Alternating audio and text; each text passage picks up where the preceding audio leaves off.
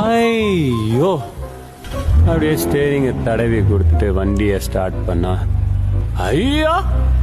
Already இந்த car ஓனரோட X7, GLS, Volvo XC90 and Defender கார்ஸுக்கு பிபிஎஃப் பண்ணியிருக்கோம். அதை எல்லாத்தையும் கம்பேர் பண்ணும்போது இந்த 7 சீரிஸ் வேற லெவலில் இருந்துச்சு. இந்த காரை பிக்கப் பண்ணிட்டு வரும்போது அப்ராக்சிமேட்டாக 20 கிலோமீட்டர் டிரைவ் பண்ணிருக்கோம். அப்போது நான் காரா ஓட்டுறேன், கடவுளையே ஓட்டுறேன் அந்த மாதிரி இருந்துச்சுங்க.